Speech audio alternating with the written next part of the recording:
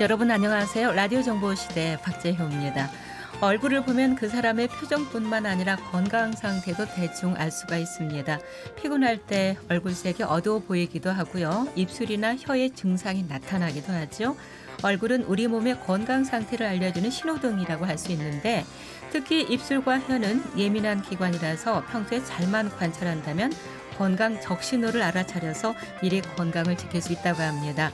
라디오 정보시대 오늘 한방상담 시간입니다. 명절 후 건강관리 방법 알아보고 얼굴 상태로 알 수 있는 건강 이야기 함께 들어보도록 하겠습니다.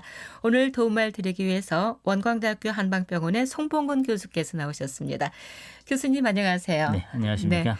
오늘 방송 도중에 상담 전화도 받습니다. 여러 질환별 한방치료 방법과 한약재 효능, 침이나 부항뜸 같은 한방치료와 관련해서 궁금한 점 전화로 문의하시면 되겠습니다. 광주전화 383국에 9993번과 383국에 9994번 준비되어 있습니다. 문자 상담을 원하시는 분은 휴대전화 샵 2870번 누르고 궁금한 내용 문자로 보내시면 됩니다. 짧은 글은 50원, 긴 글은 100원의 정보 용료가 있습니다. 오늘 한방 상담해드립니다. 교수님 설 연휴 나흘을 보냈잖아요. 네. 이렇게 연휴가 끝나고 나면 생활 리듬도 깨지고 피로가 몰려오기 마련인데 지금 아마 많은 분들이 피로감을 조금 느끼실 것 같거든요. 명절이 끝난 후에 집에서 그 피로를 풀 수 있는 방법 있으면 먼저 알려주시죠. 네, 사실은 연휴라든지 휴가를 끝내고 나면 오히려 더 활력이 생겨야 되는데 사실은 더 피곤하다고 그러거든요. 네. 이건 뭐 아까 말씀하신 대로 우리 생활 리듬이 깨져서 그렇습니다. 우리가 1시간 덜 자고 또는 1시간 많이 자고 또는 1시간 늦게 자고 이런 것들이 우리가 엄격하게 돌아가는 생체 시계가 혼란을 일으켜서 그런 거거든요. 그래서 명절이 끝난 후에 피로감이 지속이 된다라고 하면 우선 충분한 수면을 취하는 것이 뭐 제일 먼저 필요합니다. 네. 그리고 휴식을 좀 취하는 게 낫겠지요. 그리고 네. 목욕을 하는 것도 이렇게 피로감 개선에 도움이 됩니다. 우선 뭐 충분한 수면은 어떤 몸의 피로도 풀어주고 스트레스도 감소시켜주는 이런 데 효과가 있습니다. 하루에 한 7시간 이상 정도의 수면을 취하도록 이렇게 권장을 의학적으로는 하고 있습니다. 또 다른 방법으로는 뭐 물을 많이 마시는 방법도 좋습니다. 그래서 평소보다 물을 좀 한두 잔 더 마시는 것도 피로 회복에 도움이 될 것 같습니다. 쉬운 그리고 방법이네요. 물을 마시는 그렇습니다. 일단 뭐 우리 몸은 70%가 물로 구성이 되어 있기 때문에 물을 많이 마시게 되면 우리 몸의 어떤 신진대사도 원활하게 돌아가기 때문에 사실은 물을 많이 마시는 것이 건강에 많은 도움이 되지요. 네, 많이 마신다면 어느 정도 마셔야 되는 보통 걸까요? 일반적으로 우리가 하루에 소변으로 배출하는 소변의 양이 물이 나가는 양이 1,300에서 보통 한 1,500cc가 됩니다. 네. 그런데 우리가 이제 음식의 어떤 대사라는 이 과정을 통해서 물이 만들어지기 때문에 최소한 하루에 6잔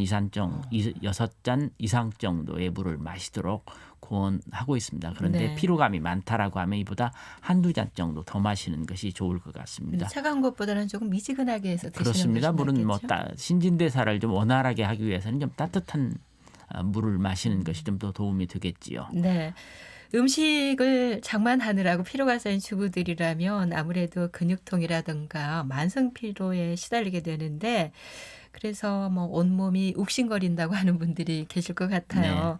이 통증이 사라지면 괜찮은데 통증이 꽤 오래 가는 경우도 있잖아요. 네. 단순한 근육통이 아닌 경우에는 치료를 받아야 되겠죠? 그렇습니다. 뭐 실제로 국민건강보험공단 자료에 따를 것 같으면 매년 설날과 추석이 지나면 그 명절이 지나고 나면 화병으로 인한 환자 수도 늘고요. 네. 척추 질환이라든지 뭐 관절염으로 인한 어떤 이런 진료 인원도 늘어난다라고 합니다. 왜냐하면 우리가 명절 기간 동안에 장시간 운전이라든지 아니면 가사 노동이 많아지기 때문에 오히려 어떤 정신적, 육체적으로 좀 피곤하겠지요. 그런데 이게 쉬고 나면 더 나아져야 되는데 일반적으로 뭐 단순한 근육통이라고 한다고 하면 며칠 쉬면서 아픈 부위에 찜질을 한다든지 아니면 뭐 근육을 이완시키는 스트레칭을 하게 되면 아마 나아질 겁니다. 그러나 네.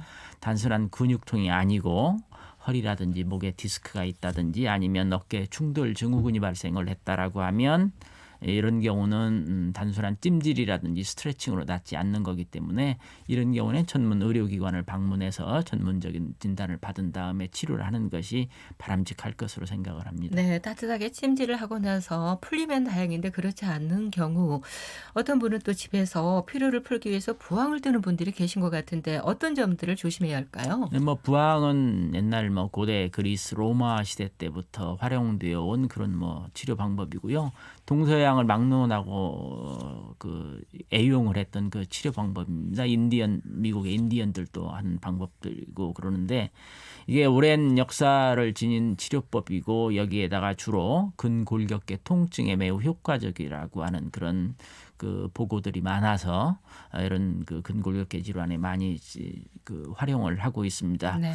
그런데 이 부항의 어떤 그 원리는 뭐 부항 컵으로 음압을 가하면 피부 아래의 혈관이라든지 조직이 미세하게 파열되고 이를 통해서 혈류라든지 림프 순환을 촉진시키고 이걸 통해서 소염이라든지 진통작용 또는 신경을 자극함으로 해서 우리 중추신경계에서 간단한 통증을 제어하는 이런 효과가 있습니다. 네. 그런데 이게 너무 오래 그 부항컵을 붙이게 되면 안에 화상 같은 물집이 발생할 가능성이 많습니다. 네. 특히 피부가 약한 사람에게는 너무 오랜 시간 동안 부항을 했을 경우, 부항컵을 붙여뒀을 경우 이러한 물집이 생기는 경우가 많습니다. 또 강도라든지 시술 시간에 따라서 심한 혈관 파열이 생겨서 뭐 멍이 든다든지 근육의 손상을 가져온다든지 아니면 뭐 출혈을 하게 되기 때문에 혈소판 수치가 감소한다든지 뭐 빈혈이 발생할 수도 있습니다. 그래서 일반적으로 습식 부항, 피를 출혈시키는 이런 부항은 보통 3 내지 한 4일 정도, 심한 경우는 일주일 간격으로 하게 되고요. 네. 건강의료보험에서도 20회 이상을 하지 않도록 이렇게 권유를 하고 있습니다. 네. 또 이제 특히 더 중요한 것은 습식 부항을 했을 경우 위생 이런 소독에 좀 철저해야 되는데요. 일반적으로 뭐 그냥 자가로 하다 보면 소독이 잘 되지 않아서 감염을 일으키는 경우가 많습니다. 그런 경우도 있군요. 이런 경우는 뭐 조심을 해야 되겠습니다. 소독도 하셔야 되고 또 피부가 약한 사람은 물집이 발생할 수 있기 때문에 자신의 피부 상태에 좀 적합한 시간 동안 하시는 것이 좋을 것 같네요. 그렇습니다. 주부들이 음식 장만으로 명절 동안 고생을 했다면 또 남편들은 오랜 시간 동안 운전을 하시잖아요. 네. 목이나 허리, 무릎에 무리가 많이 가는데 허리나 관절 통증 어떻게 치료하는 게 좋을까요? 일단 뭐 허리 관절 통증은 일단 쉬는 것이 원칙입니다. 통증을 발생을 했다라고 하는 것은 그만큼 관절이라든지 근육을 쉬어주라는 의미이기 때문에 일단 쉬는 게 필요하지요. 그래서 쉬는 것만 가지고는 되지 않기 때문에 근육이나 인대를 이완시키기 위해서 찜질이라든지 아니면 파스를 붙여준다든지 이렇게 해서 진통을 좀 시키는 것이 좋습니다. 왜냐하면 진통을 시켜야 근육이 더 수축을 하고 인대가 굳어지는 현상을 막을 수 있기 때문에 통증을 줄이는 게 좋습니다. 그러나 그 심한 증상들 예를 들면 허리 근육이 파열됐다든지 아니면 허리에 디스크가 생겼다든지 아니면 근육에 심한 염증이 생겼다라고 하면 단순한 찜질이나 스트레칭으로는 되지 않기 때문에 이런 경우는 전문 의료기관을 방문해서 검사를 하고 네. 진단을 받고 그에 따라서 지시에 의해서 치료를 하는 게 좀 더 바람직할 것 같습니다. 네, 그렇다면 우리 근육이 조금 이완될 수 있도록 집에서 쉽게 할 수 있는 찜질이나 스트레칭이 있다면 알려주시죠. 일단 뭐 찜질은 뭐 혈액순환도 촉진을 하고 근육을 이완시켜서 통증을 덜어주는 효과가 있습니다. 또 피로도 풀고 숙면에도 뭐 도움이 됩니다. 또 스트레칭도 전신 근육을 이완시켜주고 근육이나 인대를 강화시켜주는 이런 그 효과가 있습니다. 그래서 평소에도 뭐 근육이 아프다라고 하면 근육을 최대한으로 가동할 수 있는 범위까지 끝까지 가동을 시켜주는 것이 스트레칭의 원리입니다. 네. 뭐 찜질은 그냥 하는 게 좋고요. 따뜻한 찜질이 좋겠죠. 일반적으로 따뜻한 찜질이냐 냉찜질이냐를 두고 의학계에서 많은 논란이 있는데요. 일반적으로 소염작용이 많은 것은 냉찜질이라고 이렇게 말을 합니다. 염증이 있을 것 같으면 냉찜질을 하시는 거죠. 그렇습니다. 근육을 이완시켜주는 효과만을 위해서는 따뜻한 찜질도 좋은데요. 그러나 딱 그렇다 하더라도 근육을 이완시켜주거나 통증을 제거하는 면에서 보면 냉찜질이 온찜질보다 우수하다라고 돼 있습니다. 냉찜질이 더 낫다고요? 그렇습니다. 그 근육 같은 경우는 근육의 통증의 이완을 위해서는 30분 내외, 네. 그리고 관절의 통증을 이완을 위해서는 최소 30분에서 1시간 이상을 해줄 것을 권유를 하고 있습니다. 많은 그 의학의 논문에 보면 냉찜질이 온찜질보다 더 우수하다라고 되어 있습니다. 일반적으로는 뭐 24시간 이내에 발생하는 경우에는 냉찜질, 24시간 이후에 발생한 어떤 통증은 온찜질을 하라고 이렇게 의학계에서는 그동안 정설로 굳어져 왔는데요. 네. 최근의 의학의 학설은 냉찜질이 온찜질보다 통증 이완이라든지 소염 작용이 더 좋다. 그리고 근육 이완하는 것은 30분 내외, 그리고 관절에 문제가 있을 경우는 30분에서 1시간 이상 정도를 해주는 거를 이렇게 권유를 하고 있습니다. 네. 냉찜질과 온찜질을 번갈아 가면서 해주는 것은 어떨까요? 뭐 그것도 뭐 괜찮을 것 같습니다. 단 냉찜질은 소염 작용이나 진통 작용이 좀 강하고요. 네. 온찜질은 혈액순환 그 촉진 작용이 강하기 때문에 관절이 붓는다, 근육이 붓는 이런 그 부작용을 가져올 수도 있습니다. 그래서 그런 점이 만일에 관절이 심하게 부어 있다, 근육이 부어 있다라고 하면 온찜질은 좀 기피하는 게 낫겠습니다. 그렇군요. 네. 또 명절 음식 한꺼번에 많이 하다 보니까 음식을 오랫동안 두고 먹는 경우가 생기잖아요. 네. 똑같은 음식을 먹어도 괜찮은 사람이 있는가 하면 또 장염에 걸려서 고생하는 분들도 있기 때문에 혹시 그 음식 같은 것도 좀 주의를 하셔야 될 것 같아요. 그렇습니다. 실제 뭐 명절 지나고 나면 명절에는 음식이 좀 풍부하잖아요. 네. 그래서 우리가 아무래도 과식하게 되고 명절 후에 뭐 다이어트를 하는 둥 해야 된다는 둥, 명절 후에 뭐 체중이 뭐 얼마 먹고 불었다라고 나서 하는 둥, 후회하시는 그렇죠. 분도 예, 그런 계시고. 경우가 많잖아요. 그래서 네. 실제 뭐 속쓰림이라든지 소화 불량으로 병원을 찾는 환자가 보통 매달 평균 한 8만 명이라고 그러는데요. 네. 이런 그 명절 연휴에는 진료 인원이 일시적으로 증가한다라고 그렇습니다. 그러나 속쓰림이라든지 뭐 소화 불량 정도는 간단한 소화제라든지 어떤 뭐 음식 조절을 통해서 가능한데, 이게 이제 장염일 경우도 있습니다. 장염은 뭐 복통과 설사, 발열을 주 증상으로 하는데요. 일반적으로 장염은 세균성 장염과 바이러스 장염으로 이렇게 분류를 합니다. 여름철에는 박테리아가 주 원인인 균이 되는 그런 세균성 장염이 많은데, 가을철이나 겨울철에는 바이러스성 장염이 많습니다. 우리가 잘 알고 있는 뭐 로타바이러스라든지 노로바이러스가 주범인데요. 이 바이러스들은 추운 겨울에 더 잘 번식을 합니다. 그래서 네. 우리가 추우니까 음식을 냉장이라든지 끓이지 않고 그냥 밖에 내뒀다가 이렇게 드시게 된다든지. 네. 괜찮을 거라고 그렇습니다. 방심하게 되잖아요.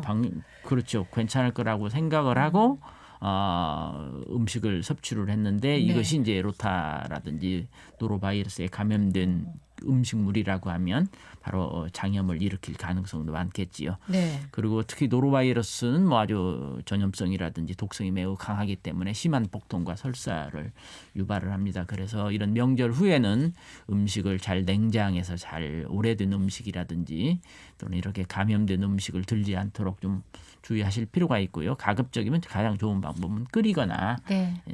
잘 익히거나 그렇지 않아도 냉장을 잘 한 이런 음식을 섭취하는 것이 뭐 바람직할 것 같습니다. 네. 하지만 냉장고에 오랫동안 그 보관했다고 안심을 해서는 안 될 것 같습니다. 그렇습니다. 예.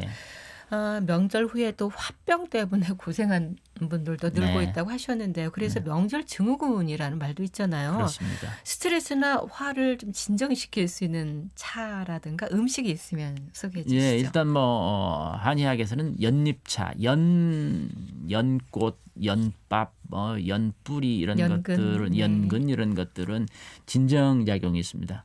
그래서 아마 이제 뭐 어느 특정 종교에서 아마 이것과 많이 관련이 있는지도 모르겠습니다만은 그 연잎차가 좋습니다. 그 우리 한국 사람들은 뭐 커피 사랑이 요즘 들어서는 많이 증가해서 좀 자극적이고 이런 그 서양 뭐 커피에 더 심취하는 사람들도 많지만 사실은 연잎차 같은 경우를 이렇게 마셔보면 은은한 맛이 네. 마음을 진정시키는 효과를 이렇게 느끼게 됩니다. 그래서 스트레스를 해소도 돕고 심신을 평안히 안정시켜주는 이런 효과가 있는데 이게 카테킨 성분은 녹차보다 더 많다라고 그렇습니다. 네.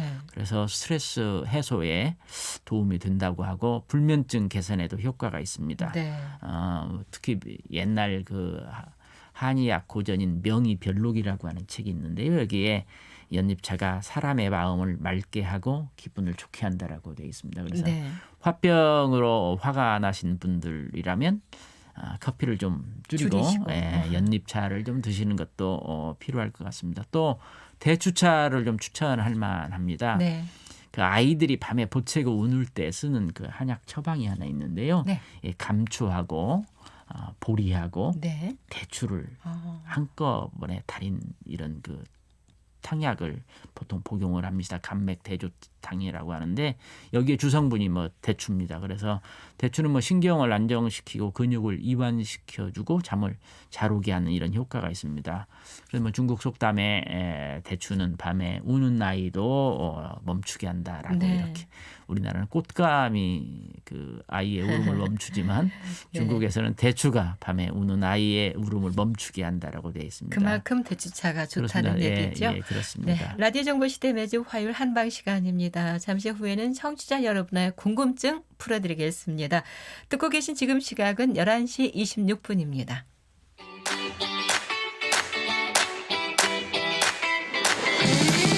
일 분 안에 궁금한 것이 풀립니다. 1분 안에 답답함이 풀립니다. 월요일은 쉬워지는 법률, 화요일은 한방이 있는 한방, 수요일은 생활 속 민원 정보, 목요일과 금요일은 내 몸의 건강에 대한 궁금증을 풀어드립니다. 방송 중에 참여를 원하시는 분은 언제든지 전화주세요. 광주 전화 383-9993번, 383-9994번을 이용하시면 됩니다. 문자 메시지로도 상담을 받고 있습니다. 휴대전화 샵 2870으로 상담 내용을 보내시면 전문가로부터 답변을 들으실 수 있습니다. 짧은 글은 50원, 긴 글은 100원의 정보 이용료가 있습니다. KBS 광주 제1라디오, 라디오 정보시대와 함께하면 한결 마음이 가벼워집니다. 라디오 정보시대 오늘 한방 상담 해드립니다. 궁금한 점 광주전화 383국에 9993번, 383국에 9994번 이용해서 문의하시면 되겠습니다. 문자 상담도 해드립니다. 휴대전화 샵 2870번 이용하시면 됩니다. 짧은 글 50원, 긴 글 100원의 이용료 있습니다. 문자 상담 해드리겠습니다. 만 73세 남성이라고 하셨는데요. 좌측 허리 협착인지 쪼그려 앉아있다가 일어설 때 좌측 허리 통증이 극심합니다. 일어서기가 무척 힘들다고 하셨고요. 또 일어나면 아무렇지 않다고 하셨네요. 잠들기가 힘들고 대퇴부 밑에 땀이 배인다고. 어떻게 하면 좋은지 좀 알려주라고 하셨네요. 일단 그 우리 몸은 사실은 우리 그 허리라고 하는 것이 중력의 작용을 받기 때문에 서 있을 때 허리에 많은 부담이 가도록 되어 있습니다. 네. 허리 앉아 있거나 또는 서 있거나 이럴 때 허리에 부담이 가게 돼 있기 때문에 쪼그려 앉아 있다가 일어날 때 허리의 근육이라든지 허리를 받치고 있는 척추 또는 디스크 관절들이 다 움직이도록 중력의 역으로 움직이도록 돼 있습니다. 이러면서 옆에 이제 신경이나 근육을 건들 가능성이 많기 때문에 네.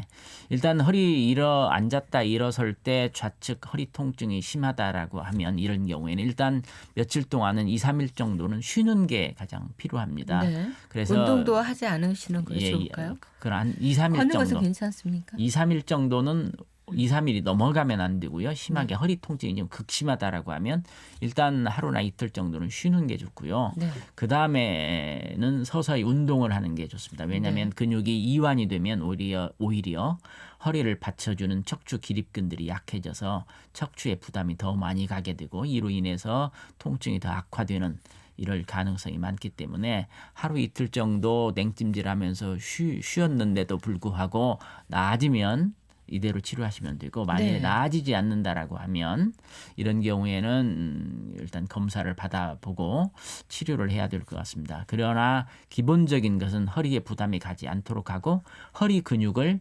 강화시켜서 척추뼈에 받는 하중을 줄여주는 것이 기본적인 치료의 원칙입니다. 그래서 누워 계실 때도 가만 누워 계시면 안 되고 누워서 발을 올렸다 내렸다 하거나 아니면 허리에 힘을 주어서 방바닥에 바닥에 허리를 딱 붙이는 그래서 허리 근육을 강화시켜주는 이런 운동이 필요합니다. 네, 또 대퇴부 밑에 땀이 뺀다고 하셨는데요. 아마 이제 그 허리에서 대퇴로 내려가는 신경들이 있습니다. 그래서 허리 쪽에서 신경이 자극을 받으면 어떤 사람들은 차다고 느끼기도 하고요. 어떤 사람들은 칼로 베이는 듯한 통증을 느끼기도 하고 네. 어떤 사람들은 뭐 가렵다라는 통증을 느끼기도 하고 어떤 사람들은 땀이 베이거나 이런 증상을 느끼게 됩니다. 아마 허리 때문에 그러기 때문에 네. 허리를 하루 이틀 쉬어준 다음에 허리 근육 강화 운동을 하고 허리를 이완시키거나 아니면 진통을 시키는 치료를 가까운 병의원에 가셔서 치료받는 게 좀 네, 낫겠습니다. 문자 상담해드렸습니다. 냉찜질 좀 해보시면 도움이 될 것 그렇습니다. 같네요. 네네. 이번에는 얼굴로 보는 건강 상태 좀 알아보도록 하겠는데요. 고향에 다녀와서 부모님의 안색이 좋지 않아서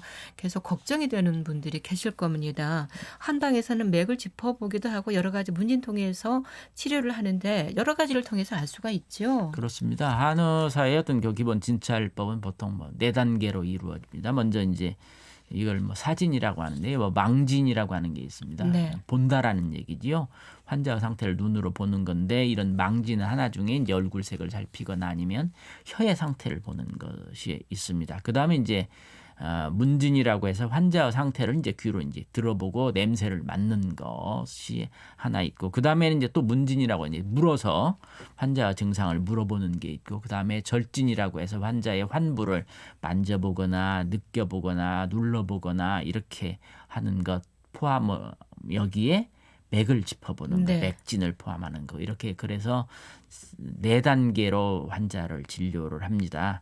그래서 망진 상태에 대해서 오늘은 좀 알아봤으면 좋겠어요. 얼굴만 봐도 그러니까 건강 상태를 좀 알 수 있다는 거잖아요. 그렇습니다. 신체 부위 건강에 따라서 얼굴에 나타나는 증상도 다르다고 하는데 어떻게 보고 있습니까? 한방에서는 뭐 일단 동의보감을 보면 관형찰색도라고 하는 그림이 그려져 있습니다. 네네. 거기에 보면 얼굴에 우리 몸의 오장이 어떻게 배속이 돼 있는가, 장기가 배속이 돼 있는가. 그래서 어느 부위에 이상이 있으면 어느 쪽에 이상이 나타나는가를 알려주는 그림이 있습니다. 그래서 얼굴의 경우에 이제 뭐 몸속에 관련된 장기와 관련된 이런 그 어떤 경락이라든지 이런 것들이 집중되어 있기 때문에 얼굴을 잘 살피면 어디에 뭐 이상이 생겼는지 뭐 알 네. 수가 있는 거지요. 그래서 간단히 설명하면 뭐 이마다 이런 건 뭐 되게 심장이라든지 폐에 영향을 많이 받는다라고 되어 있습니다. 그래서 심장과 폐 어떤 건강 상태가 이마에 나타나기 때문에 호흡기 계통에 이상이 있다라고 하면 뭐 얼굴이라든지 이마가 색깔이 변한다든지 푸석푸석해진다든지 또는 뭐 심장이라든지 폐에 열이 많이 차 있으면 이마라든지 이런 쪽에 색깔도 변하고 뭐 트러블도 부스럼도 생기기도 이렇게 합니다. 또 코와 광대뼈 주변은 되게 어떤 소화기하고 관련이 있다라고 말을 네. 합니다.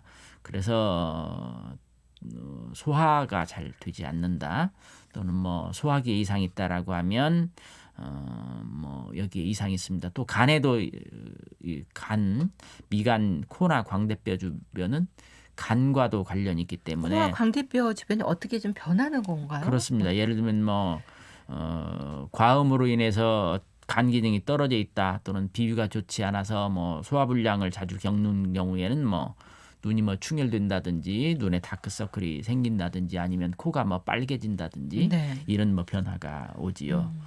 그래서 우리가 이제 뭐 코 주위는 위장이라든지 간의 기능과 관련이 있다라고 이렇게 네. 말을 합니다. 또 입술과 턱은 뭐 신장이라든지 이런 뭐 생식기에 어떤 영향을 받습니다. 그래서 여성들의 경우 뭐 어떤 생식기에 문제가 있다라고 하면 입과 턱 주변에 어떤 부스럼이 많이 생기기도 하고요. 또 뭐 위장 그 신장에 이상이 있거나 그래도 마찬가지로 입술이라든지 이런 주위가 검게 변한다든지 네. 이렇게 말을 하고 있습니다. 그렇군요. 우리나라 사람들은 그런데 얼굴색이 조금 비슷할 것 같은데 차이가 조금 있습니까? 좋지 않은 얼굴색이 따로 있을까요? 그렇습니다. 우리가 뭐 비단 의료인이 아니라 하더라도 예.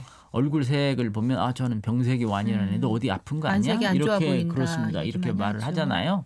그래서 사람이 사람을 뭐 알아보는 가장 뭐 그 첫 번째가 얼굴을 보고 알아보는 거기 때문에 얼굴색의 네. 변화를 통해서 건강을 알 수도 있지요. 보통 이제 얼굴색이 희다, 흰색이다라고 하면 혈색이 잘 안 보이는 상태이기 때문에 한의학적으로는 원기가 부족하다라고 이렇게 보통 설명을 합니다. 또 희고 윤기가 없다 이런 경우는 특히 뭐 혈액이라든지 영양분이 부족한 거고요.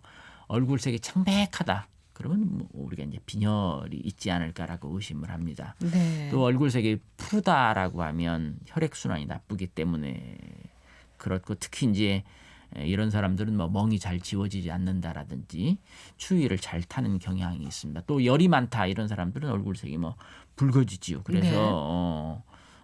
우리가 감기에 걸렸다든지 고열 질환을 앓게 되면 얼굴색이 뭐 붉어지는 이런 경우가 많습니다. 또 네. 얼굴색이 뭐 검은 경우에는 뭐 호르몬에 어떤 이상이 있어서 그럴 경우가 많습니다. 그래서 부신 피질 호르몬에 뭐 이상이 있다든지 그러면 얼굴색이 검게 변한다라고 이렇게 돼 있고 신장 질환이라든지 간경화라든지 이런 경우가 되면 얼굴색이 검은색으로 이렇게 변하게 됩니다. 또 갑상선 질환 때도 뭐 얼굴색이 검게 변하는 이런 특징들이 있습니다. 네. 이마나 턱 볼에 뾰루지가 나는 경우가 있잖아요. 이런 네네. 경우 젊음의 뭐 상징이다라고 할 수 있는 뭐 여드름도 또 날 수도 있는데 이런 경우에도 건강 이상 신호로도 볼 수가 있을까요? 일반적으로 젊은 사람들이 뭐 요즘은 예전과는 달리 어떤 고지방질, 고콜레스테롤 이런 음식들을 많이 들기 때문에 네. 그리고 예전보다는 공기의 질이 많이 나빠져서 쉽게 뭐 모낭염이라든지 이런 게 발생을 해서 그렇지 않아도 영양이 좋아진 상태 하에서 공기도 좋지 않으니까 이런 거 여드름이 많이 발생할 가능성이 많습니다. 그래서 네. 젊은 사람들이 뭐 여드름이 나는 거는 뭐 정상적인 상황으로 봐야 되겠지요. 그러나 그러지 않은 경우에도 이마라든지 얼굴 주위에 뾰루지가 난다라고 하면 한의학적으로는 그런 부위에 이상이 있지 않을까 이렇게 생각을 합니다. 이마에 이상이 있다라고 하면 이건 뭐 심장이라든지 폐 쪽에 좀 호흡기에 좀 문제가 있을 것 같다. 네. 볼 쪽에 있다라고 하면 폐라든지 위장 질환, 간 이런 질환에 간 이런 부위에 이상이 있을 거라고 생각을 합니다. 그 외에 그 뭐 옛날 그 작가들의 그런 그 묘사를 보면 뭐 폐질환 환자들이 뭐 얼굴은 창백한데 볼 쪽이 볼만 빨갛게 달아오른 이런 모습으로 묘사가 되잖아요. 그래서 네, 네. 이런 뭐 호흡기라든지 이런 쪽에 이상이 있을 거라고 이렇게 생각을 합니다. 그러나 한 가지 주의할 점은 이게 꼭 그렇다고 해서 장기에 이상이 있다라고 하는 걸 꼭 의미하지는 않습니다. 대개 이제 우리 환자들이 어디 한의원에 갔더니 신장이 나쁘다고 해요. 그래서 검사를 받으러 왔어요라고 말하는 경우가 있는데 얼굴만 보고 신장이 나쁜 것 같다고 네, 말하시는 그렇습니다. 걸 그런데 듣고. 이제 한의학에서 이제 신장이라고 하는 거는 일단 콩팥의 기능을 의미하는 게 아니고 네. 허리 아래의 어떤 모든 뭐 허리 척추뼈 또는 무릎 또는 뭐 비뇨기 질환, 생식 질환 이런 걸 다 포함을 해서 신장으로 의미를 하는 거거든요. 그래서 입 주위에 뭐 검은색이 많고 뾰루지가 많이 나서 신장이 좀 나쁠 것 같아요라고 하면 이런 분들은 검사를 하는데 콩팥의 기능은 정상인 경우도 많겠죠. 네. 그래서 어떤 얼굴에 이상이 있는 것이 꼭 그 장기의 이상을 의미하는 게 아니라 그 장기의 기능, 한의학적인 기능이 떨어졌다라고 이렇게 생각을 네. 하는 것이 맞을 것 같습니다. 이상이 있다 생각하고 검사를 한번 받아보시는 것은 또 괜찮겠죠. 예, 그렇습니다. 시간이 네. 이제 얼마 남지 않았는데요. 피곤할 때 입안이 헐거나 물집이 뭐 잘 생기는 분들이 계시는 것 같은데 이런 분들 어떤 음식을 먹어야 도움이 되는지 좀 간단하게 알려주시겠습니까? 일단 입안이 허는 경우에는 뭐 일단 뭐 꿀 살균력이 아주 우수합니다. 네. 그래서 약국에 가면 아주 독한 뭐 질산원으로 되어 있는 제품을 주기도 하는데 꿀을 바르면 통증도 덜하고 잘 나을 수도 있습니다. 뭐 또 한의학에서는 오베자라고 하는 북나무에 그 벌레집이 있는데요. 이게 탄닌 성분이 많습니다. 그래서 이거를 한 30g 정도를 물 500cc에 넣고 달여가지고 반절로 줄인 다음에 한 10여 분간 입에 머금고 있으면 한 며칠만 해도 일반적인 가글이라든지 이런 걸로 효과가 없는 구내염에도 아주 효과가 좋습니다. 그래서 네. 오베자를 사용하는 것이 좋을 것 같습니다. 네, 라디오 정보시대 오늘 얼굴로 알아보는 한방 건강관리법에 대해서 살펴봤는데 오늘 못한 말이 많은 것 같습니다. 다음 시간에도 다시 한번 더 준비해 보도록 하겠습니다. 가족들의 얼굴 보면서 건강을 미리 살펴보는 것도 우리 가족의 건강을 지키는 데 많은 도움이 될 것 같습니다. 도움 말씀 여기까지 듣겠습니다. 감사합니다. 네, 감사합니다.